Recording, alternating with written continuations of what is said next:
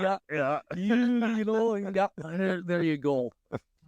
Spencer Rimble, the Moose Whisperer, bringing you exciting hunting and outdoor adventure stories from around the world. Today we're going to hear once again from our favorite professional moose hunting guide, Nathan Adrian. A while back, Nathan told us a story about a client who in buck fever thought he had shot a huge moose. The ground shrinkage over that 200-meter walk was intense, and by the time they got up to it, it was a very disappointing rack. Nathan tells us how to avoid that from happening. So, without further ado, let's get right into it.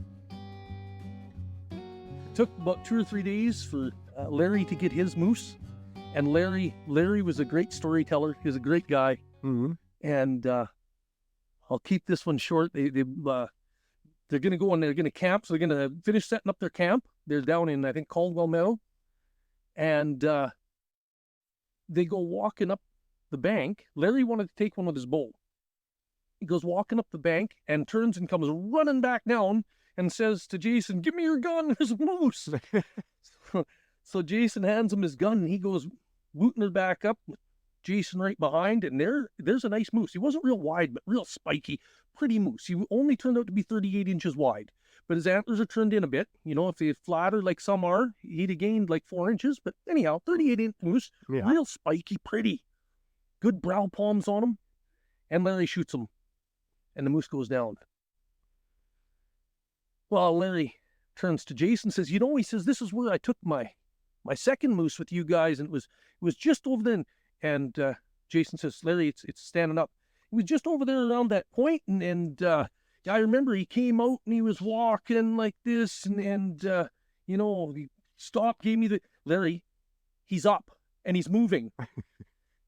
And Larry keeps with the story, and so I used a rest over there. I rested on a tree, and I think, "Larry, he's running." Oh, you had to give it a second one. It was down, but it went from a 40-yard pack to a 200-yard pack. By the time, because the second shot finished him. But I mean, he's a bull moose traveling. He kept going. But yeah, buck fever can be a big thing. Buck fever can be a big thing. You look at that animal, and especially if you're not used to them, you look and say, "Oh, that looks big." Maybe it is. Mm-hmm. But yeah, it takes there's tricks to judging. Now would be a perfect time for you to tell us about that. Just how to judge them at range. Also, half the time you're looking at such a far range that makes it difficult. Well, it can, and so you always have to choose something that isn't going to change. Now there's differences in animals. You can get bigger ones and smaller ones, but for the most part, when a mule deer turns and looks at you, he's about 22 inches tip of ear to tip of ear. Mm-hmm. Okay? Mm-hmm. So that tells you your inside spread. If the antlers aren't quite there, he's 20 inch. If he's getting up 22 inches, that's a pretty nice mule deer. Right? Mm-hmm. If it's a whitetail, you're looking about 17 and a half, maybe even 18 inches, tip of ear to tip of ear, right? Lets you know how far that inside spread is. With a moose, his ear, the ones I measured, were about 9 inches long, and about 23 inches tip of ear to tip of ear. Okay, so 23 inches, that gives you pretty good, and then you just kind of mentally take that ear and say, will it go another one on each side? Or it gives you an idea. Once you know how big the animal is, if you can measure somebody else's at the butcher shop or whatever, get an idea of how big those ears are, how they sit when they're looking. It gives you something to use as a judgment. Herm's bull, they asked me moments before he shot. Denny asked me, he says, "How wide's that bull?" And I said, "About 36 inches. He was 36 inches. No, they were meat hunters. They weren't looking for nothing bigger. If it had meat, it was going home. Yeah. And the same thing on Raymond's bull. I told him it was about a 45-inch moose. I think I was dead on that one, 45 also. So it's little tricks like that. Mountain goat.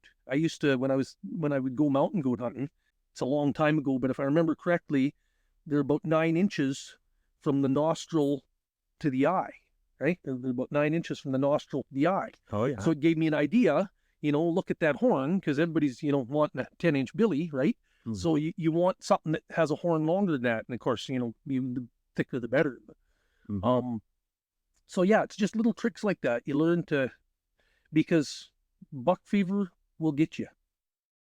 My brother and I years ago, we knocked down a moose, not a moose, sorry, an elk, and I thought that was a record book elk. And as we were walking, the antlers kept getting smaller and smaller and smaller, and by the time we're 20 yards away, I'm going, oh no, we've shot a 4-point bull. No, we'd counted. He was a 6-point bull. Yeah. But he was tiny. But buck fever will do that to you. And so it's always good to have something you can look at and a constant that you can use for judging the antler size, how wide they are, how tall they are. Exactly. Yeah. I should fit in here with you. I'll tell my quick story on this. This is when I had that exact same thing happen to me hunting elk.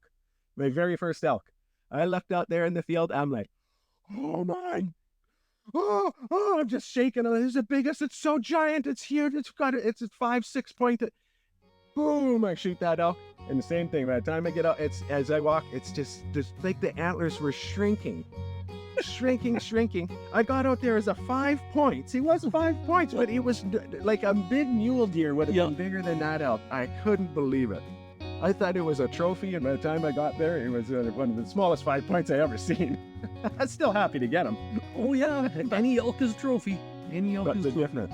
And that's exactly right. So then you look, the ears are this big, there's this much distance between, the ears are 9 inches high or whatever, and then that finally gives you something at that distance to start. Okay, well, that's, I'd say 3 ears over. Now I know.